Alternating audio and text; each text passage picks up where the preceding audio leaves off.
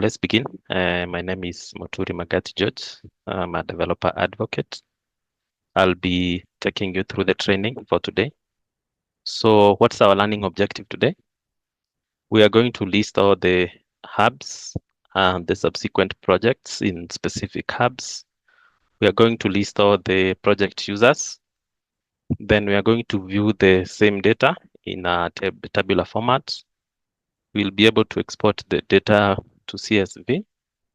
Then we'll be able to import the projects via CSV, and finally import the project users via CSV. So before I proceed, so this is the link that we are going to use for our tutorial. So for those of us who want to follow along, we can use the link. I'll just share it via chat, or we can also just type it. So let me just share it via chat, so that for those of us who want to follow along, you can use the same.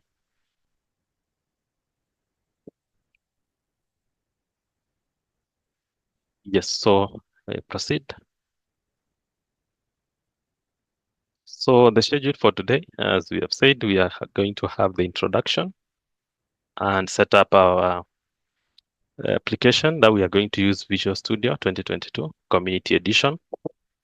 So we have the times. These are approximate times. So it's you who are going to decide how fast or how slow we'll go.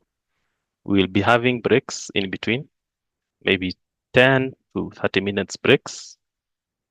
So the second session, we'll have the server, hubs, projects in admin.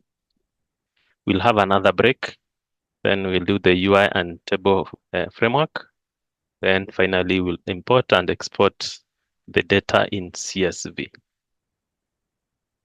Yes, so let's begin with our introduction. So at the end of this tutorial, this is what we plan to achieve. So on my left, we'll have the hubs listing the projects. Then we have the tabular format of the projects, and also we'll have the users on the as a different tab. And on the far right, we'll be able to export and import the data. So let's start with our setup. So the first thing we'll do is create an APS account. I know most of you will have the APS account. So there is, for those who have, no need of creating one. For those who are new, you'll need an APS account. So you'll need to register an account. And of course, I'm guessing if you're able to register for this webinar, you should be able to have an account. So if you have one, you can skip.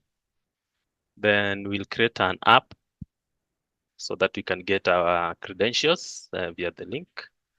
So I will also share this link. Sorry. Let me share the link to create an app. Then once we have the account ready, so you'll need to make sure that you are the account admin, because if you're not the account admin, there are some things that you'll not be able to do. And also, if you already have an existing account, do not use a production account that maybe you use internally in your day-to-day or in your company. So please make sure not use the production account for any of the tests today. Then we'll provision our app with the ACC account so that we can be able to get the data and also create. So let's proceed with now. This is how we are going to provision our app. But we're going to do it with you together so that you can be able to appreciate the process before we proceed. So I think let's begin. Let's first of all create an app. So for those who have not yet registered, I hope you have done so by now. So let's create a simple app. So I'll give it a name. I'll give it camp member tests. So we'll maintain. It will be a traditional web app. So we'll maintain this. Then click create. Once you have done that, so we are able to see a client ID and a client secret generated. And these are the two things that we are going to need for our custom integration.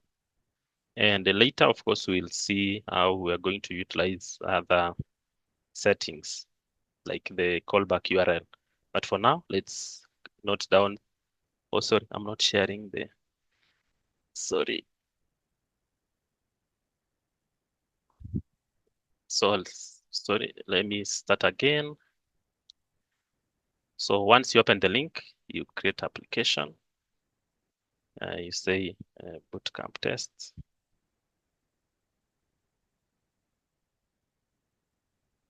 So we'll maintain the traditional web app. Then we create. So once we create, we are able to see the client credentials. That's the client ID and the client secret. So we'll note down as the first thing, we'll note the client ID so that we can do the custom integration with the same. So we'll use the link acc.autodesk.com/home. So it needs me to sign up.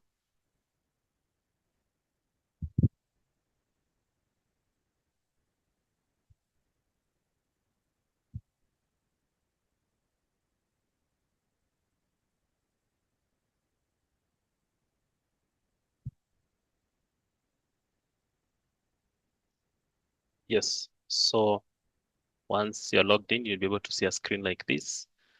Then we go next. So we'll have the custom integration section. This is where what we are interested in. So we'll click on the same and we'll add our custom integration. So remember that we copied our client ID. So we copy that. We come back to here, we paste it. Then integration name, I can just call it bootcamp tests.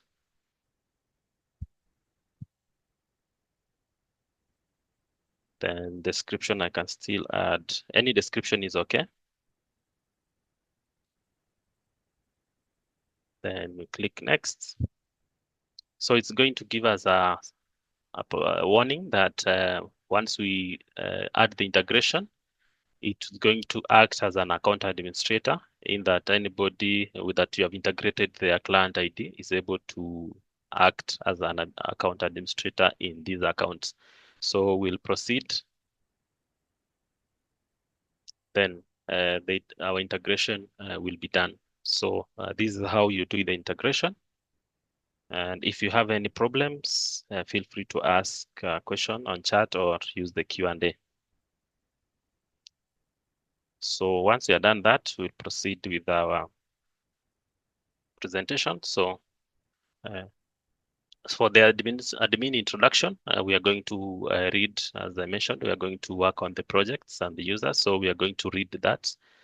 Then we get the specific project by ID, get the users from the project. As mentioned, we're going to read both the ACC and BIM 360. As we all know, the project section is forward compatible. So that means that you can read BIM 360 projects from ACC. Then we are going to use the three-legged authentication.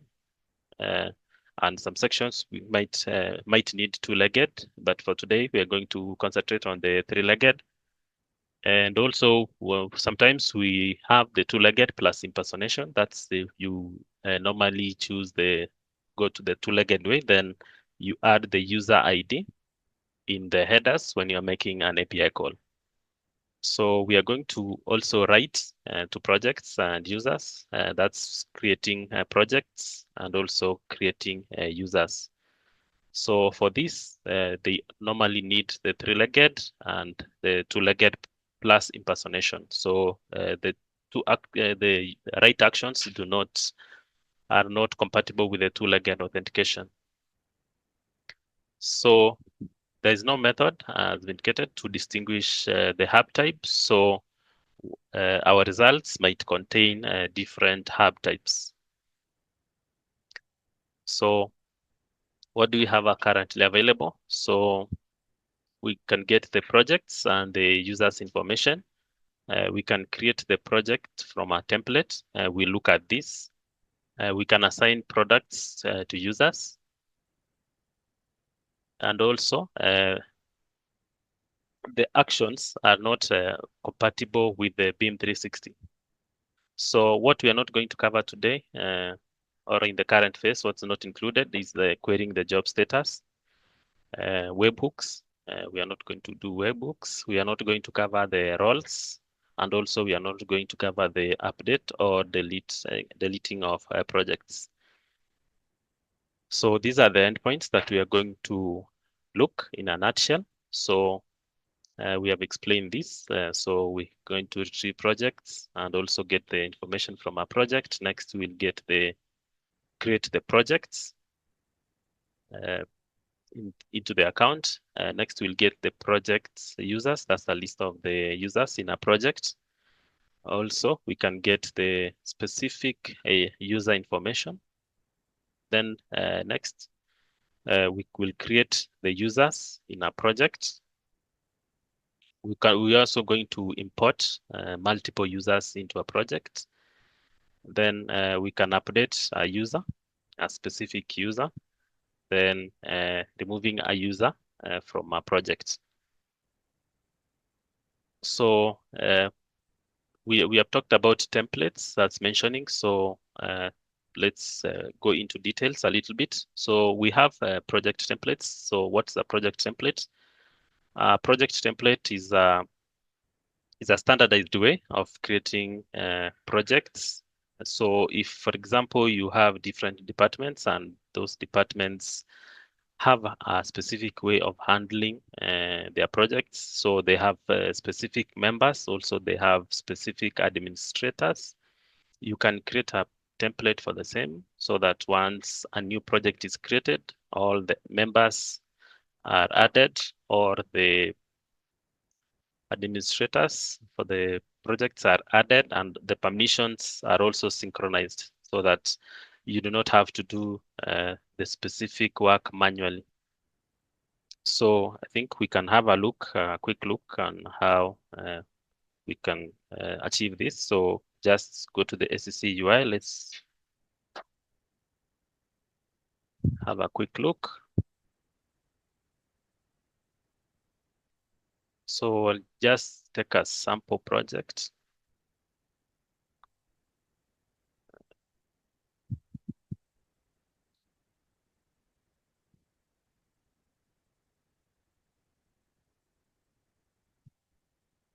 So, sorry, let me just switch.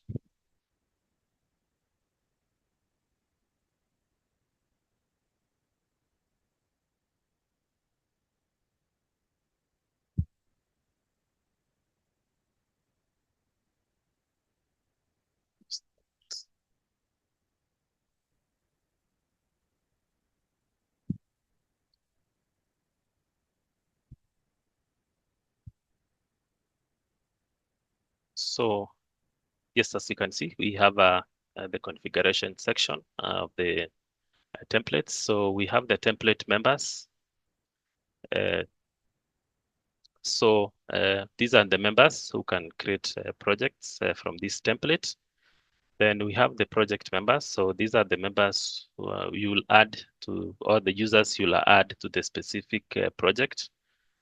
And then I think we'll just try to create a new template and see. Just let's go back.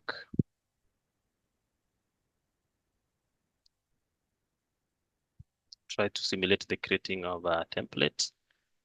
So we'll create a blank template, give it a name, Moturi. Just I'll give it just a dummy name.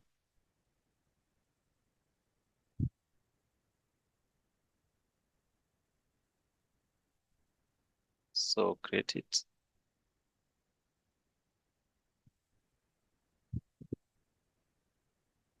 So it's the same. So you'll see we have the configurations, we have the members, we'll have the users and notifications and the control center. So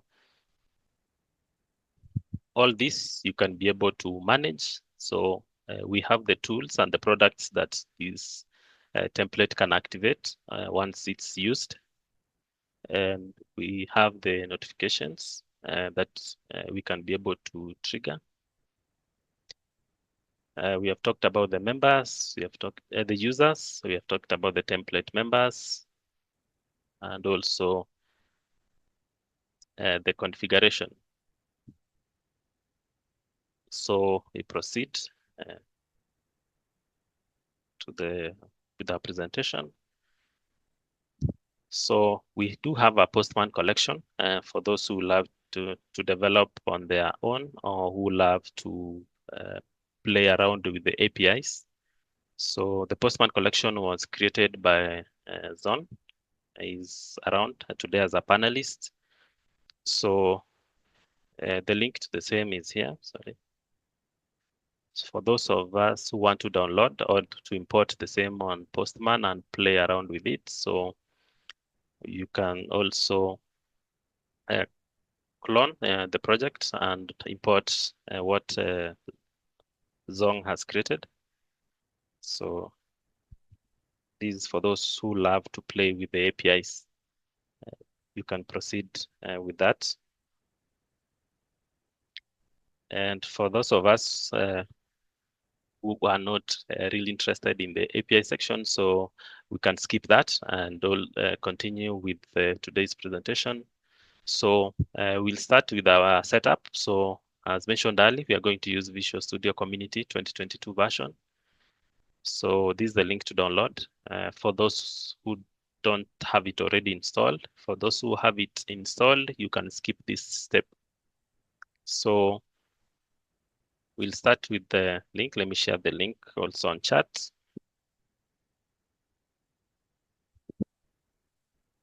So once you go to the link that I've shared on chat, you'll find the download section.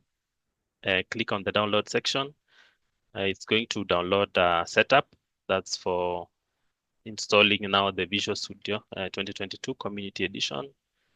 So I'm done downloading. So once I open this setup, so click yes.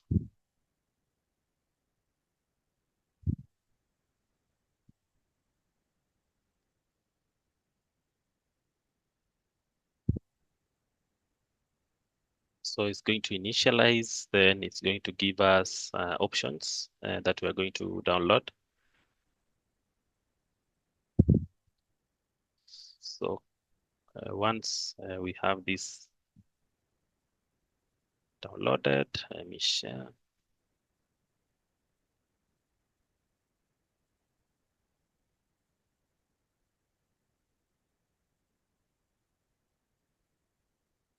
So once we have that downloaded,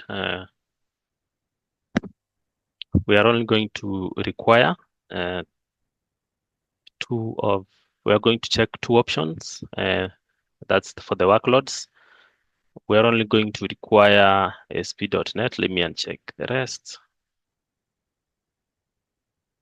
So we are only going to require this. That's ASP.NET and the web development option. And also we are also going to require the .NET desktop environment. So these are the only two workloads we are going to require for today. For those who are downloading, kindly check the two. For those who have already downloaded, you can skip that. And also we wait for those who have not downloaded to start the download. So once you have checked the two, you just click install. For myself, I already downloaded the same, so I'm not going to modify, as this will remove the other workloads that I had previously. So you'll begin the installation of the two workloads.